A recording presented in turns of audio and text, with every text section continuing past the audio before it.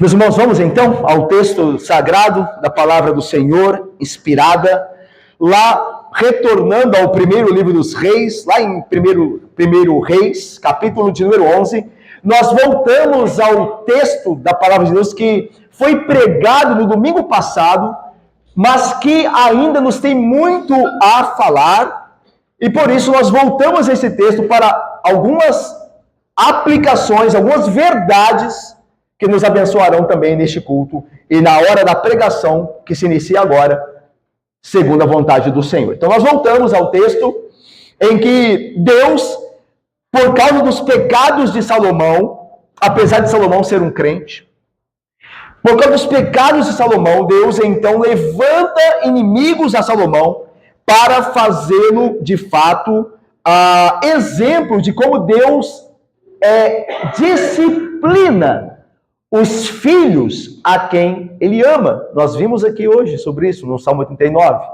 Como Deus disciplina os filhos que ama. E Salomão está sendo disciplinado por Deus. Deus não abandonou Salomão. E a disciplina é prova disso, não é verdade? A prova de que Deus não abandonou a Salomão é que ele está disciplinando a Salomão.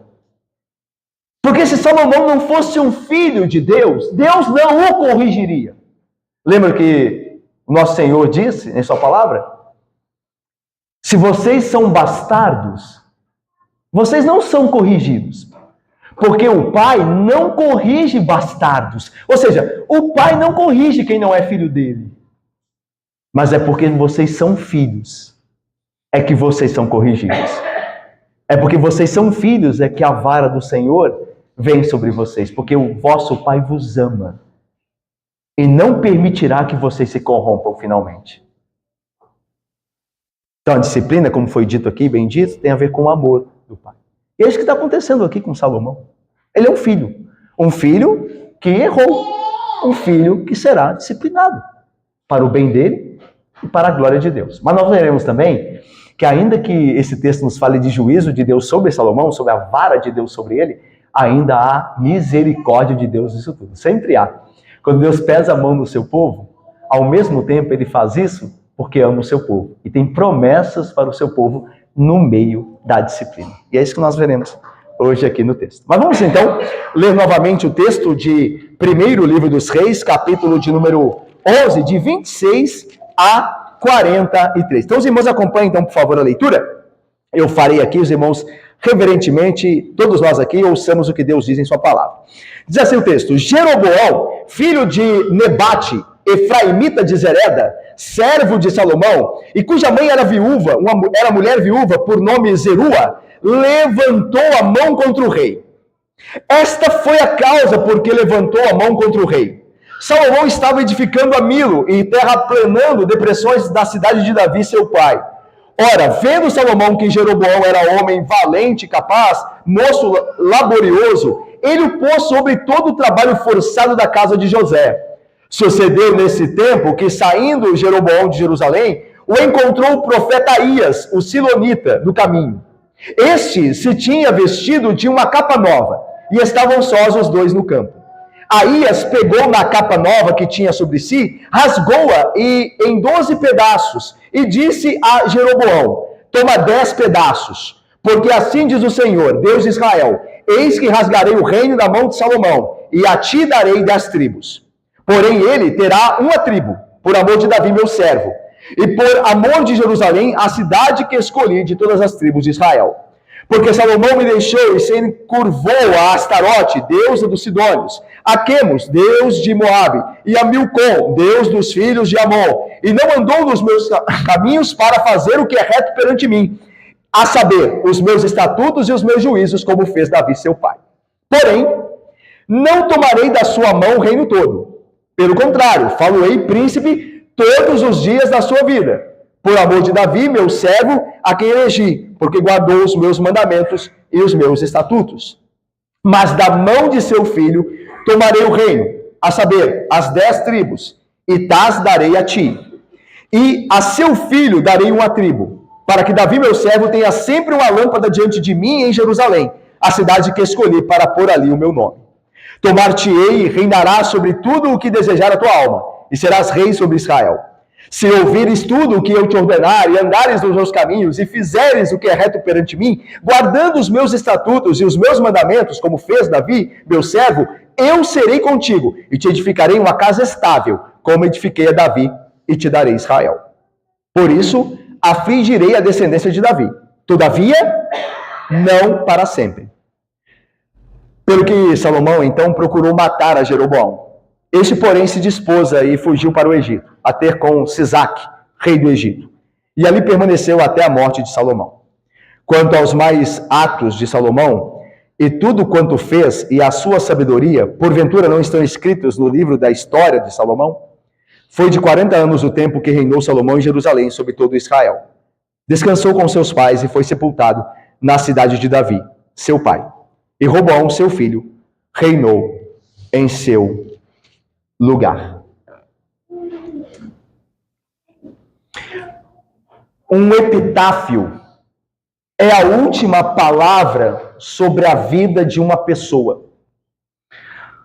A palavra epitáfio é literalmente traduzida como sobre a lápide, sobre o túmulo.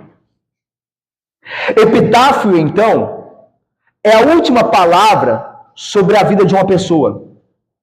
Escrita ou escrito em uma lápide ou em outro monumento, está ali o sentido da existência de alguém que é capturado em uma frase curta ou em alguns versos poéticos. Então, isso é como nós sabemos, um epitáfio. Se escreve na lápide da pessoa que está naquele túmulo sepultada, algo que defina a vida que aquela pessoa levou. Houve um missionário pioneiro que trabalhou no interior da África, de nome David Livingstone. Ele tem o seu túmulo hoje na abadia de Westminster, em Londres. E o seu epitáfio, que está sobre o seu túmulo, diz as seguintes palavras, abre aspas: durante 30 anos, passou sua vida num esforço incansável de evangelizar. Fecha aspas. Irmãos, um dia a morte virá para cada um de nós, se Cristo não vier antes. Se a morte não nos chegar hoje, e ela pode nos chegar hoje, virá em algum dia do amanhã. Quando ela alcançar a cada um de nós aqui, o que as pessoas escreverão em nossas lápides? O que dirão quando o seu tempo acabar na terra? O que elas falarão de você? Esse capítulo que nós temos diante de nós, o capítulo 11 do primeiro livro dos Reis, nos dá o epitáfio, a última palavra sobre o rei Salomão, pelo menos nesta parte da Bíblia. Depois de 40 anos no trono de Israel, a vida de Salomão terminou da mesma forma que a vida de qualquer um termina. Ele morreu e foi sepultado, deixando para trás o seu esplendor terreno. Que epitáfio devemos escrever para este grande homem Salomão, que começou tão bem a sua vida, mas cometeu no final dela um erro tão trágico? Nós vimos no domingo passado que Deus levantou um inimigo de dentro do reino por causa dos pecados de Salomão. O nome deste inimigo era Jeroboão. Através de Jeroboão, as tribos de Israel seriam divididas. Nós veremos isso, se Deus permitir, no capítulo 12 do primeiro livro de Primeiro Reis, né? O primeiro livro dos Reis.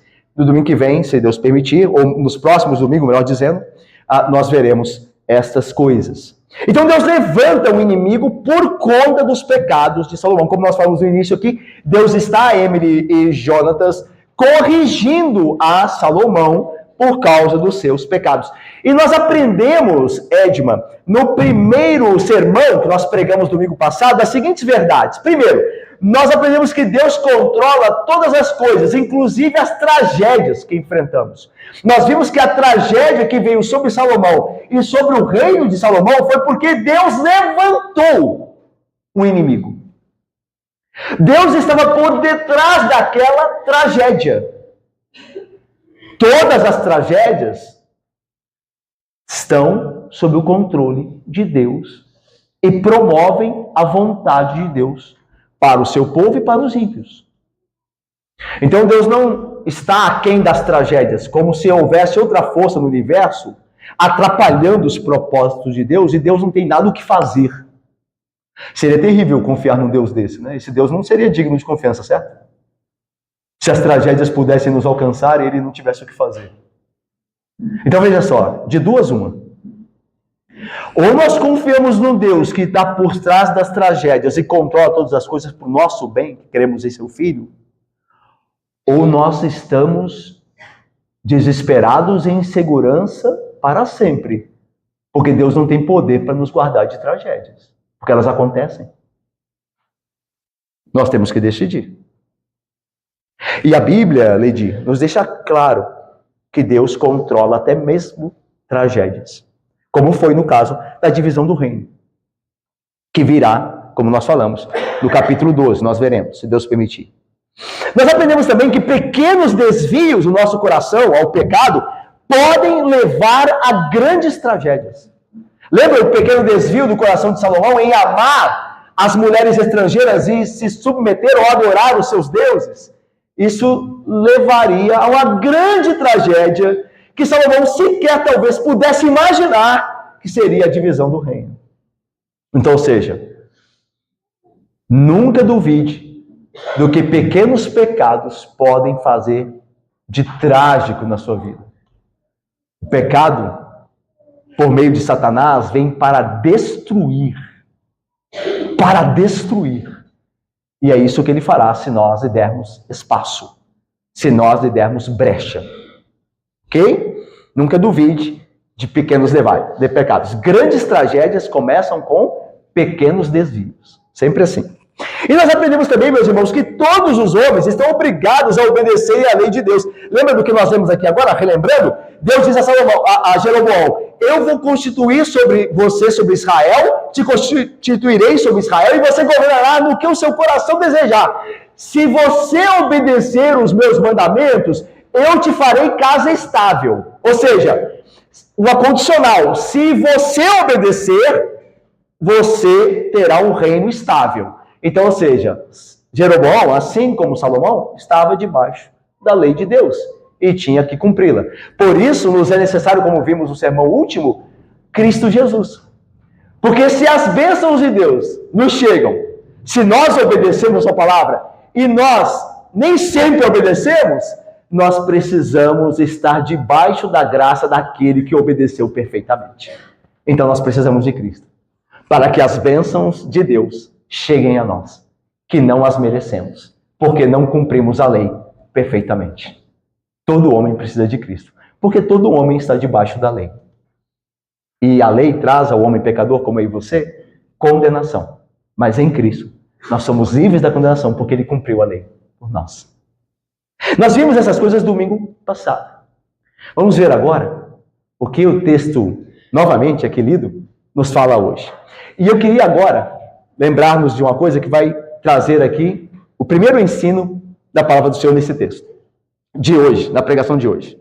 Mesmo em um texto que nos mostra as consequências trágicas da escolha de Salomão, porque é isso que a gente tem visto, né? Que Deus está levantando inimigos no reino, fora do reino, como nós vimos anteriormente, e no reino contra Salomão. Então Deus está castigando, está corrigindo Salomão, mesmo em um texto que fala de juízo, porque é disso que esse texto fala, existe uma boa notícia aqui.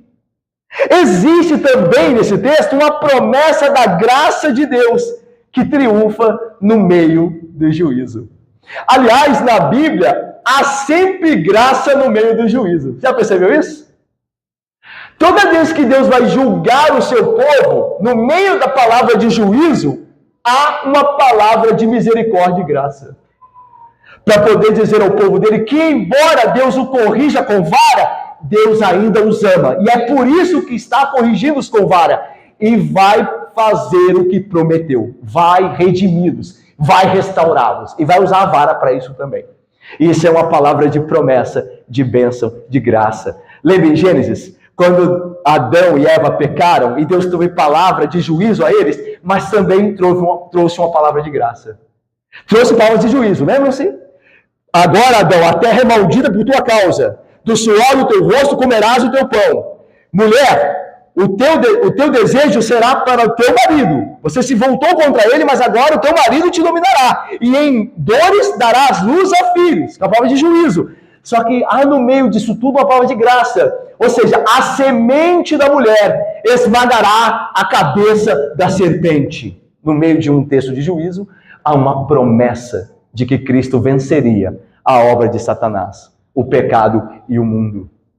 Então veja, meus irmãos, no meio de textos que falam sobre juízos, há também palavra de graça e misericórdia. E não é diferente aqui. Quer ver? Vejam comigo o versículo 32 a 36. Olha a palavra aqui de graça que Deus traz no meio de juízo ali para Salomão e o seu reino. Olha só o versículo 32. Porém ele, de quem Deus está falando aqui ele? É de Salomão, tá? Então Deus fala para Jeroboão. Deus está falando para Jeroboão e está falando sobre Salomão. Então, porém ele, Salomão, terá uma tribo. Ou seja, eu vou dividir o reino, mas ele ficará com uma tribo. Por amor de Davi, meu servo, e por amor de Jerusalém, a cidade que escolhi de todas as tribos de Israel. Porém, não tomarei da sua mão o reino todo. Versículo 34. Pelo contrário, falo-ei príncipe todos os dias da sua vida, por amor de Davi, meu servo, a quem elegi, porque guardou os meus mandamentos e os meus estatutos. Versículo 35 e 36. Mas da mão do seu filho tomarei o reino, a saber, as 10 tribos, e tas darei a ti. E a seu filho, ao filho de Davi, darei uma tribo, para que Davi, meu servo, tenha sempre uma lâmpada diante de mim, e em Jerusalém, a cidade que escolhi para pôr ali o meu nome. Agora o versículo 39. Por isso, afligirei a descendência de Davi. Juízo. Agora veja a graça. Todavia, não para sempre. Então esses textos falam da graça de Deus no meio do juízo. O reino dividido representava aqui uma catástrofe total. As consequências dolorosas dessa divisão divina perdurariam por séculos. Eventualmente, as tribos do norte, por exemplo, as tribos de Israel, que Jeroboão reinaria sobre elas, foram espalhadas entre as nações e o reino desapareceu, o reino de Israel. Nós nem vimos aqui, nós vamos ver o reino de Israel começar no capítulo 12, na divisão, as 10 tribos. Mas eles serão destruídos, o reino será destruído. É pelos assírios, futuramente. Então ele será destruído. Então, ou seja, as implicações do pecado de Salomão perdurariam séculos. Mas mesmo no meio desse juízo catastrófico, Deus não se esqueceu de suas promessas graciosas. Ele nunca esquece, mesmo quando está julgando o seu povo. Mesmo quando está pesando a mão em nós. Ele não se esquece da sua graça. Louvado seja Deus. Portanto, mesmo quando o seu povo estava em juízo ou debaixo de juízo, o povo, por seus pecados assim estava, Deus estava trabalhando mesmo assim para a sua salvação. Então, olha só, a primeira palavra de graça está no versículo 32, olha aí. Porém, Salomão, filho de Davi, terá uma tribo, por amor de seu pai Davi, meu servo, e por amor de Jerusalém, a cidade que escolhi de todas as tribos de Israel. Ou seja, eu vou arrancar 10 tribos do reino de Salomão, mas ele terá uma tribo. Provavelmente aqui uma referência a Benjamim. Lembram-se que o reino, então, no capítulo 2 nós veremos isso, o reino de Israel será dividido em 2. Reino do sul, com capital em Jerusalém, reino do norte, com capital em Samaria. O reino do norte será governado por esse Jeroboão, a quem Deus fala no capítulo 11, como nós temos visto.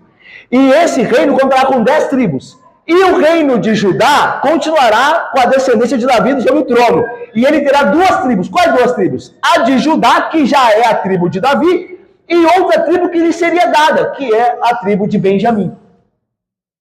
Então Deus mitigou o juízo.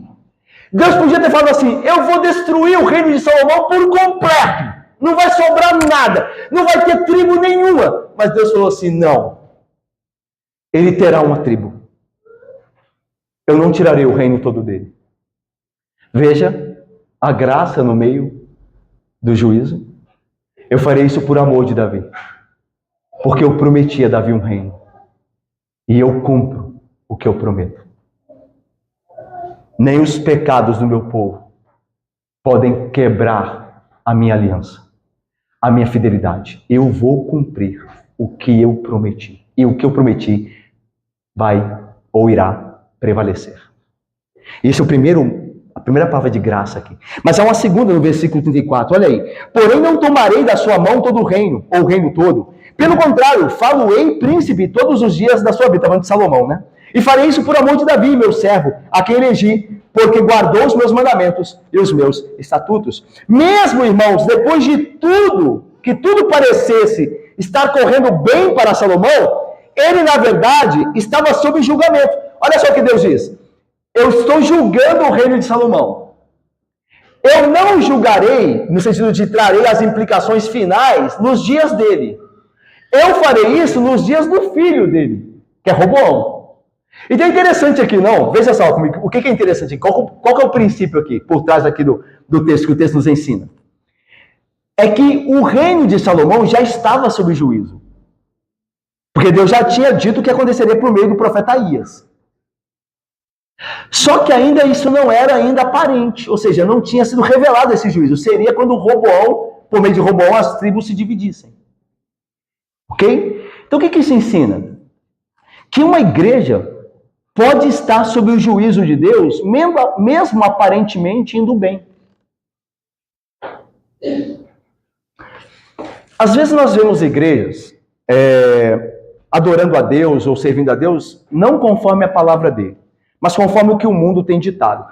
E essas igrejas crescem, elas incham, as pessoas saem de longe para estarem naqueles cultos ou eventos promovidos por tais igrejas.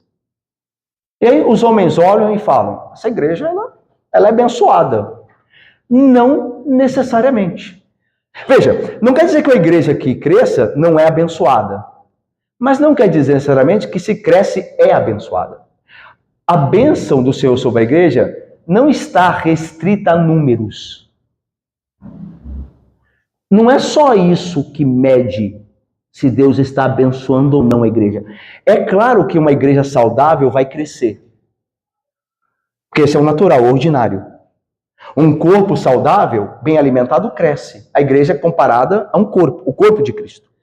Então, uma igreja bem alimentada, ela cresce para a glória de Deus.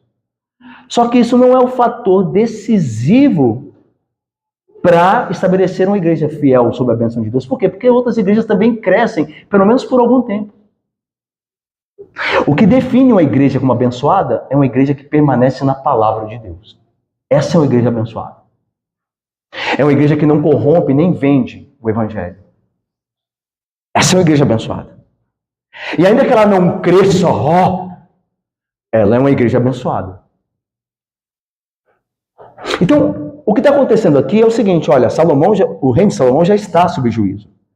Ainda não revelou as implicações desse juízo aos homens, porque o reino ainda será dividido, não nos dias de Salomão, mas nos dias do filho dele. Mas não quer dizer que o reino não esteja sob juízo. Então veja, uma igreja que cresce longe da vontade de Deus está sob juízo. E o fato dela crescer significa que Deus está aprovando. Ela já pode estar sob juízo. Às vezes o juízo não é percebido imediatamente. Ele demora para ser percebido. Então cabe a nós o que, Cláudia? Vivermos em fidelidade como igreja do Senhor, a sua palavra, a sua vontade, de coração, servindo ao Senhor nas nossas reuniões e na nossa vida. E aí nós teremos a certeza de que Deus, de fato, tem nos dado a sua bênção sobre nós. E isso é definitivo. E não se nós estamos só crescendo ou não. Ok? Mas o ponto aqui, que eu queria também ressaltar, é que Deus foi misericordioso com Salomão. Ele mitigou o juízo.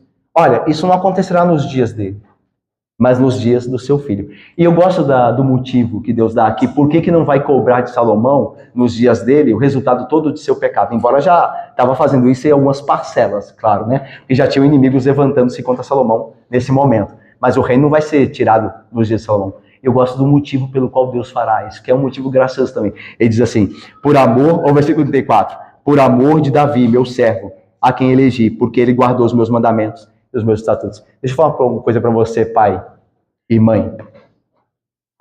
Às vezes seu filho está longe do Senhor, sabe? E o coração dele está se afastando do Senhor. Mas a sua vida diante do Senhor pode ser usado como uma graça de Deus na vida do seu filho.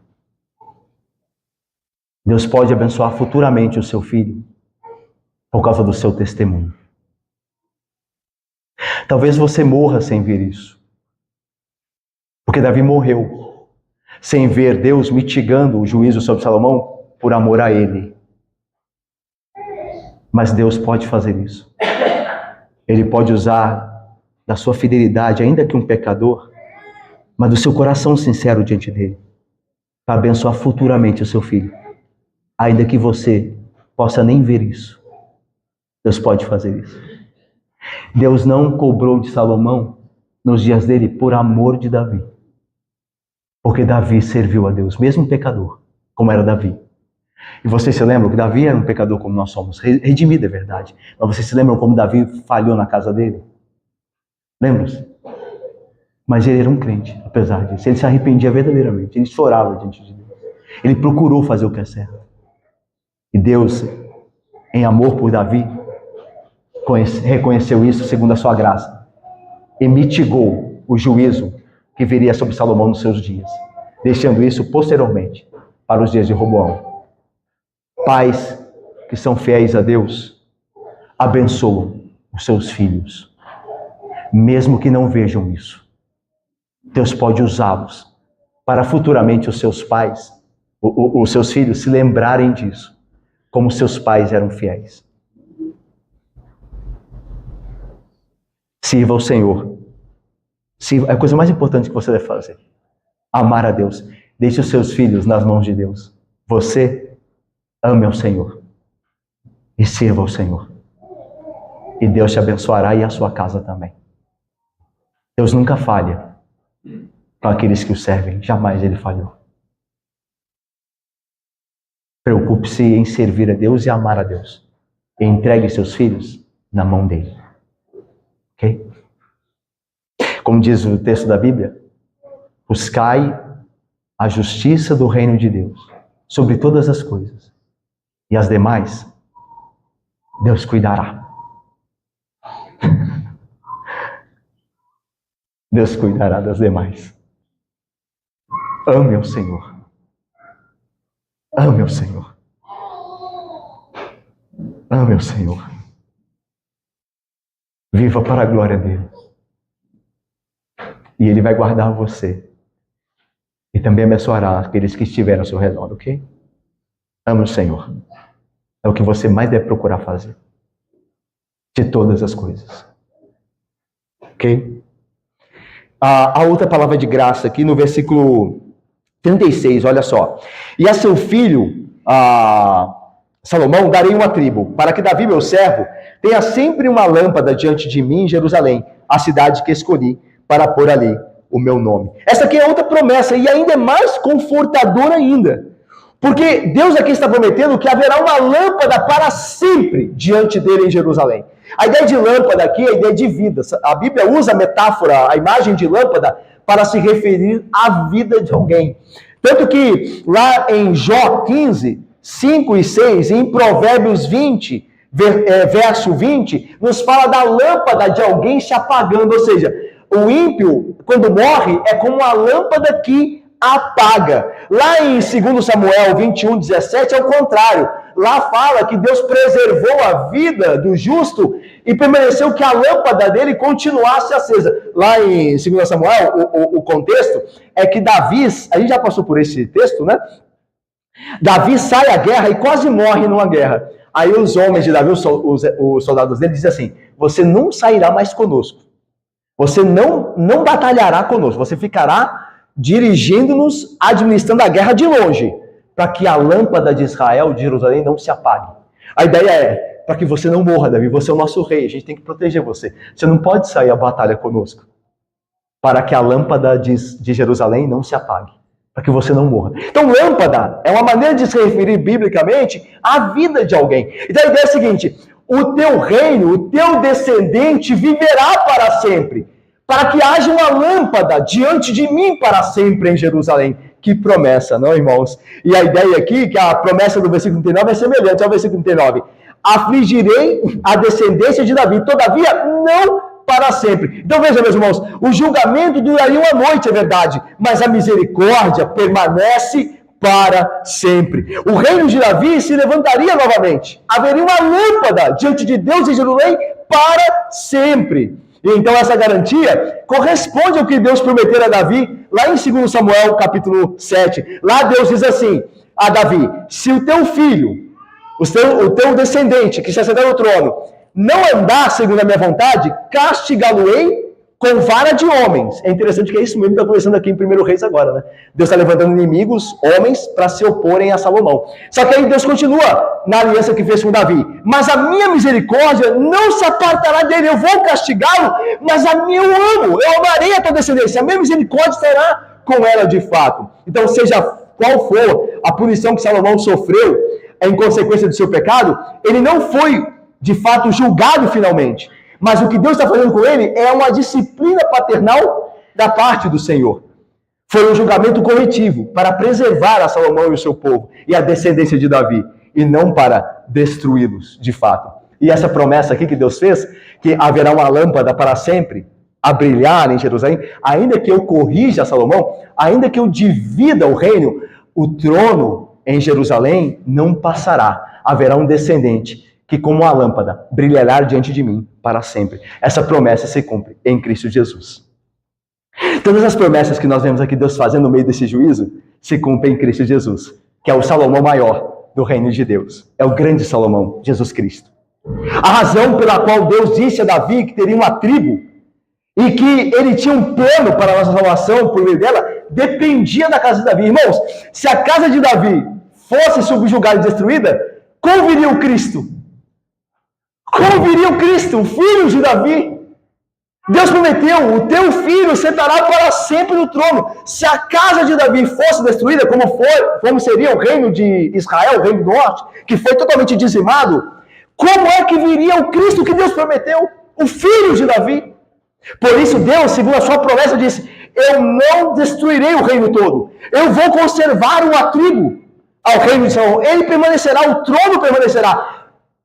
Ele não passará, para que uma lâmpada brilhe sempre diante de mim. Um dia Deus enviaria, como enviou de fato, o filho de Davi maior, para ser o seu rei para sempre, o rei na presença de Deus, a lâmpada a brilhar em sua presença e o rei eterno de seu povo. Jesus Cristo é a luz do mundo. Ele é a lâmpada que ainda arde na casa de Davi perante Deus. Olha o que Apocalipse diz. Voltei-me, diz João, numa das visões, para ver quem falava comigo. E voltado, vi 7 candeeiros de ouro. Em Apocalipse, os candeeiros representam, os 7 candeeiros representam as 7 igrejas. Então, o candeeiro é a imagem de igreja. Em Apocalipse é um símbolo de igreja, da igreja de Cristo, de toda a igreja de Cristo verdadeira. Então diz assim: voltando eu, vi 7 candeeiros de ouro, e no meio deles, dos candeeiros, um semelhante ao Filho de Homem. Lembra que nós já vimos no Evangelho de João, pregado aqui aos domingos de manhã, que Filho do Homem é um título que quem usa para si? Jesus. Então João diz: eu vi um semelhante ao Filho do Homem, com vestes talares e cingido à altura do peito, com a cinta de ouro. Ou seja, essa visão de João aqui no capítulo 1 de João é a visão do Cristo glorificado. Ou seja, Cristo é aquela lâmpada que brilha diante de Deus, e aquele que dirige o seu povo como um rei, que é a sua igreja. Esta é a lâmpada que não se apaga. Irmãos, é importante nós lembrarmos que quando a 1º Reis e 2º Reis foram escritos, quando eles terminaram de ser escritos pelo seu autor, o povo que primeiro teve acesso a esses livros era o povo que estava na Babilônia, cativo lá na Babilônia. Ok? Quando o 1º Reis e 2º Reis ficaram prontos para serem lidos, primeiro, por assim dizer, né, os primeiros leitores eram os cativos da Babilônia. Foi lá na Babilônia que eles leram esse livro. O que para nós era a queda do reino, para nós é um fato histórico. Para eles era a realidade. Eles passaram por aquilo. Eles eram, de fato, os filhos de um reino que havia sido, de fato, dividido. Então, isso aqui é muito importante para entender as palavras de Deus aqui nesse capítulo. Eles estavam vivendo, esses homens que leram no cativeiro o 1º e 2º livro dos reis, eles estavam vivendo nesse 6º século antes de Cristo, que é quando a Babilônia tomou Jerusalém. Muito tempo depois de Deus ter entregue às tribos do norte à Síria. A tribo do norte, nessa altura, do 6º século antes de Cristo, já tinha sido destruída. Mas a tribo de Judá estava poupada. O reino de Davi estava poupado, sim, cativo. Mas ainda havia um trono em Jerusalém. Administrado, sim, pela Babilônia, mas havia um trono lá. O reino não tinha sido destruído. A Babilônia administrava o reino de Judá. E na época, então, de fato, as tribos de Judá, as tribos do sul, estavam sendo levadas para a Babilônia. E nos dias daquele exílio, o povo de Deus deve ter perguntado muitas vezes: nós vamos realmente ser salvos? Eles estavam lembrando dessa promessa, estavam lendo a Babilônia, dizendo assim: Deus disse que vai permanecer diante dele o descendente de Davi como a lâmpada a brilhar, mas nós estamos aqui cativos, como isso pode ser? Ele prometeu que o reino passaria, mas nós somos cativos de outro reino. Eles também foram colocados sob a prova para confiarem na palavra de Deus, mesmo que as circunstâncias dissessem o contrário. Porque eles estavam cativos. Então Deus falharia na sua promessa. Porque ele disse que o reino permaneceria. Que Salomão não teria perdido todas as tribos. Uma tribo seria conservada. E que Deus colocaria uma lâmpada no trono de Davi para brilhar diante dele para sempre. Parecia que isso não ia se cumprir, certo? Como nós podemos achar que as promessas de Deus não vão se cumprir na nossa vida, por causa dos nossos pecados? Porque lembram-se, o povo foi levado cativo por causa dos pecados deles.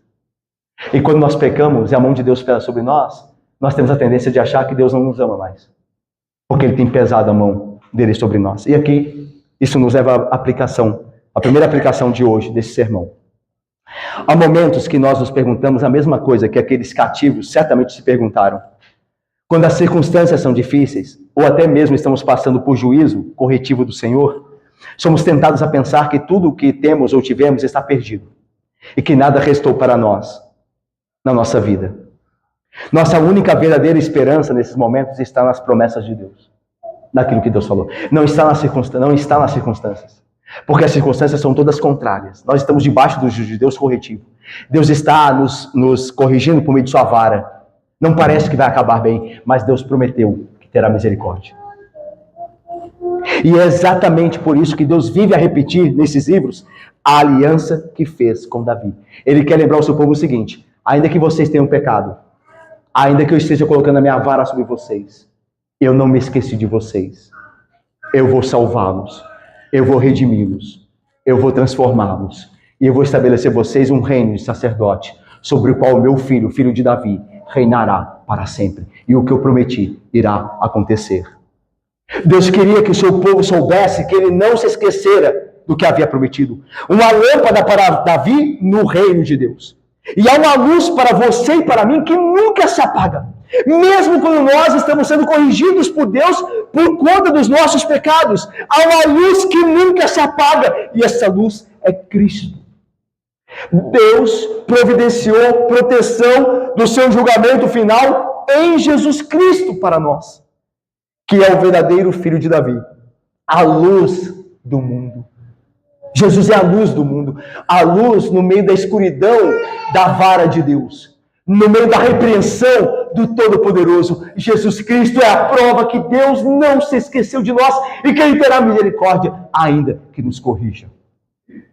E é disso que o texto fala. Nós vemos que Deus está corrigindo Salomão, mas por amor àquela luz que viria de Davi, Ele mitigaria o juízo. Ele aliviaria o juízo. Ele não destruiria para sempre, por causa da luz, que é o Filho de Davi, eterno e bendito, o Senhor Jesus Cristo. Então, irmãos, Deus nos corrige sim. Quando nós pecamos, Deus usa a vara sobre nós. E a vara dele dói.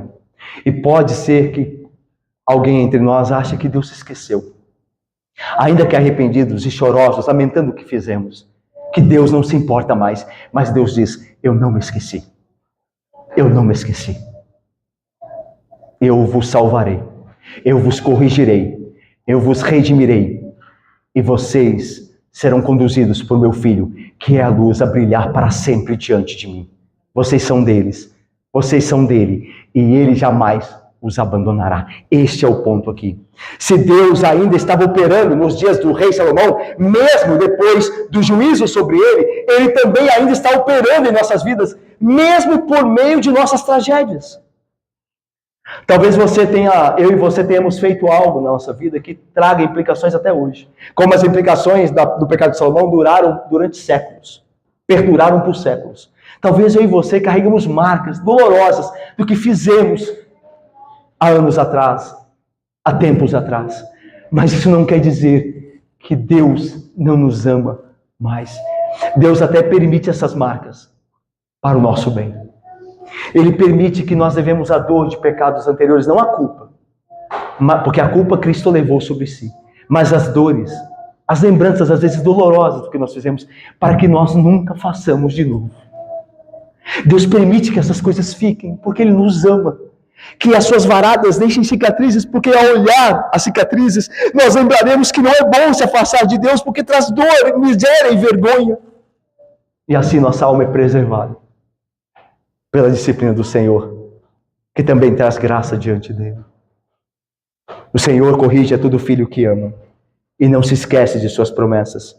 Deus fará tudo o que nos prometeu e satisfará as nossas reais necessidades e perdoará todos os nossos pecados, ainda que nos corrija por conta deles. Deus nos livrará de todo perigo. E quando o nosso trabalho na terra estiver feito, com todas as nossas dores, com todas as nossas dificuldades e limitações, então Ele nos levará para salvos para o seu reino.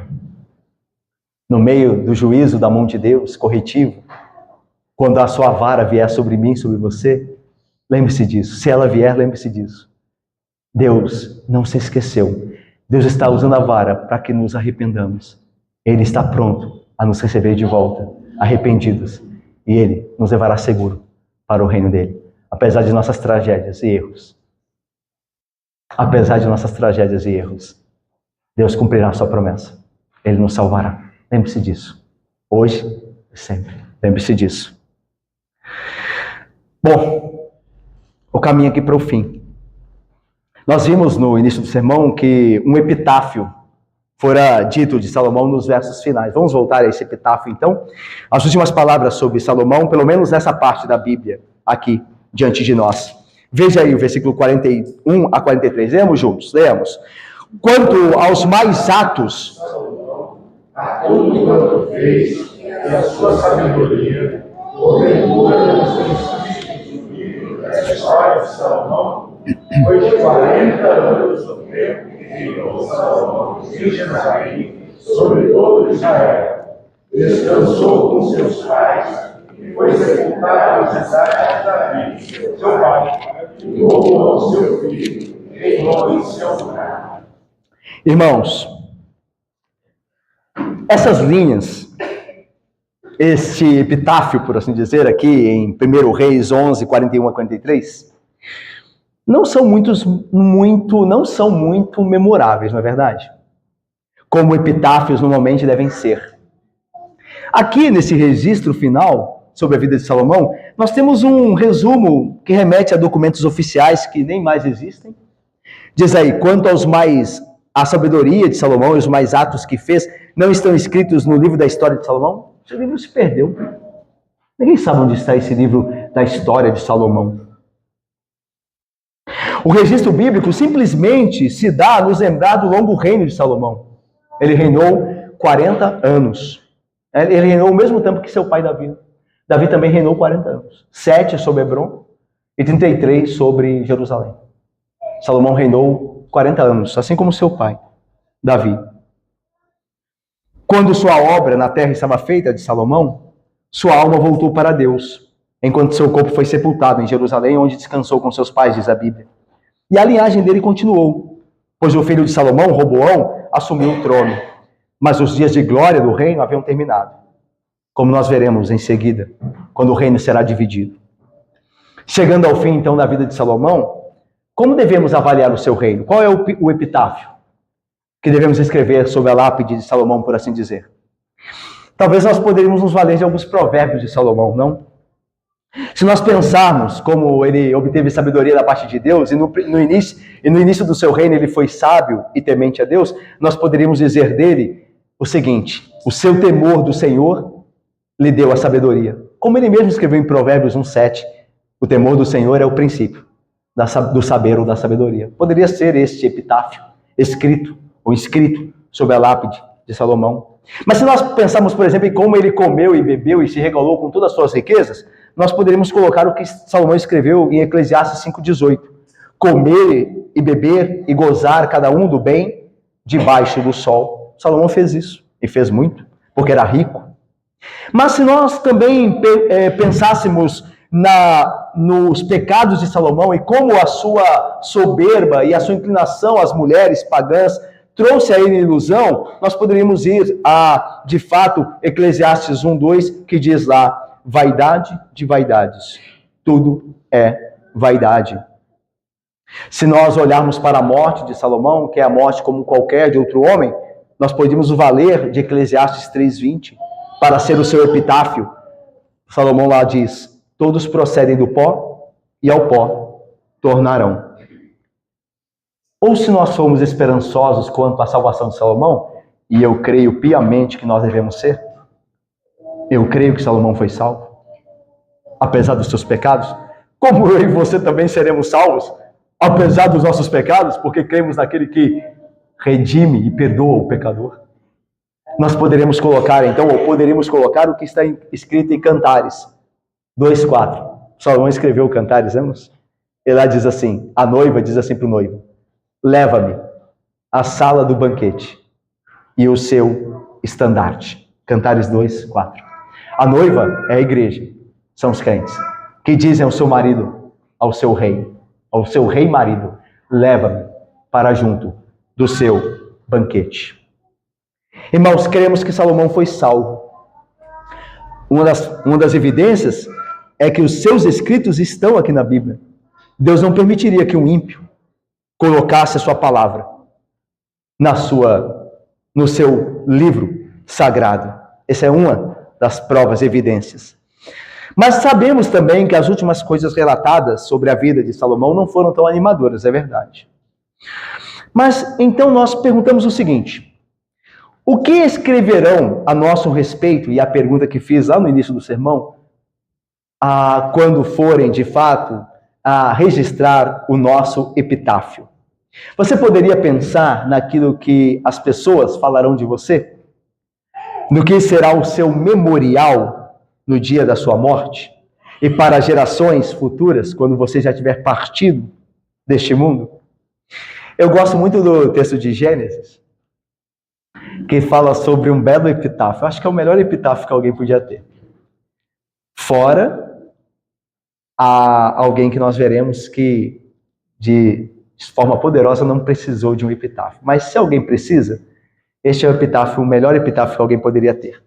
Lá em Gênesis, no início do livro, a Bíblia descreve os descendentes de Caim e os descendentes de Adão. Lá, quando a Bíblia descreve os descendentes de Caim, fala assim acerca de alguns deles. Olha, diz aqui o versículo 19 do capítulo 4. Eu vou ler para vocês, não precisa abrir não, eu leio para vocês. Lameque, que era um dos filhos de Caim, descendente de Caim, tomou para si 2 esposas. O nome de uma era Ada e a outra se chamava Zilá. Ada deu à luz a Jabal. Este foi pai de todos os que tocam harpa e flauta. Então Jabal foi pai de todos os músicos. Foi o primeiro músico do mundo. Zilá, por sua vez, deu luz a Tubal-Caim, artífice de todo instrumento cortante, de bronze e de ferro. Tubal-Caim foi o primeiro metalúrgico do mundo. É o pai de todos os que trabalham com bronze e ferro. E Ada deu à luz também a Jabal. Este foi o pai dos que habitam em tendas e possuem gado. O primeiro homem da terra, fazendeiro, foi este filho de Lameque chamado Jabal. Então veja o epitáfio deles. Esses homens, obviamente, já se foram há muito tempo, mas a Bíblia tem um epitáfio deles aqui. Um foi o pai dos músicos, outro o pai dos fazendeiros e outro o pai dos metalúrgicos. Só que, logo no capítulo 5, no capítulo seguinte, a Bíblia fala de um homem chamado Enoque. E a Bíblia fala do epitáfio dele. Sabe qual foi o epitáfio dele? O que resumiu a vida dele foi o seguinte: andou Enoque com Deus, e já não era, porque Deus o tomou para si. O epitáfio de Enoque é o epitáfio mais glorioso que alguém pode ter. Ele andou com Deus. Eu, sinceramente, irmãos, pecador como eu sou, eu espero que quando Deus me chamar, as pessoas digam isso de mim. Eu espero no Senhor, na sua graça, que as pessoas digam isso de mim. Ele andou com Deus. Apesar de ser quem eu sou. O que dirão de você?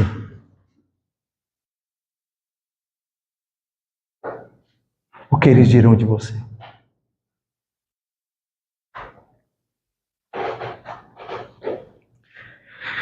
Eu gostaria de terminar com aquele que não precisou de lápide nenhuma. Houve um homem que não precisou de epitáfio nenhum. Jesus Cristo. Não há nenhuma lápide com nenhum epitáfio, porque ele ressuscitou dos mortos.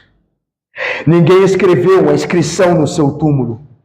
Seus amigos nem sequer tiveram tempo para preparar o seu corpo para o enterro. Quando as mulheres foram lá cuidar do corpo dele, ele já lá não estava. Talvez as melhores palavras sobre Jesus foram as dos anjos, aquelas mulheres, lembram-se? Quando as mulheres chegaram lá, eles disseram: por que vocês procuram entre os mortos aquele que vive? Ele não está mais aqui, ele ressuscitou. Louvado seja Deus por Jesus Cristo, o Rei maior. Salomão morreu e foi sepultado. E está aqui um epitáfio sobre Salomão que não inspira muita coisa. Mas Jesus Cristo não permaneceu na morte. Não há o seu sepulcro, não há túmulo, nem tumba, nem epitáfio. Ele não está mais morto. Ele vive pelos séculos dos séculos. Por isso, ele é incomparável. Por isso, ele é o Rei ressuscitado, o verdadeiro e justo Salomão da nossa salvação. Pelo poder da sua ressurreição, nós também vivemos para Deus agora. Ele tem nos livrado dos nossos pecados e da morte espiritual e nos tem feito amar a Deus e viver para Deus. Isso tudo porque Ele não está mais no túmulo, mas Ele vive e vive em nós pelo seu Espírito. Ele não só vive eternamente, Ele não só está em seu corpo e alma, assentado à destra de Deus Todo-Poderoso, de onde há de vir para julgar os vivos e os mortos, mas Ele também enviou o seu Espírito e assim Ele vive em nós e com o seu poder tem nos livrado da morte e nos livrará dela plenamente quando morrermos e ressuscitarmos do morto ao ouvirmos a sua voz de comando. Cristo Jesus é o nosso Senhor. E nós nele, ainda que morramos, viveremos eternamente. Que o nome dele seja amado, crido, louvado e honrado em nossa obediência à graça. Grata, hoje e para sempre, irmãos. Amém.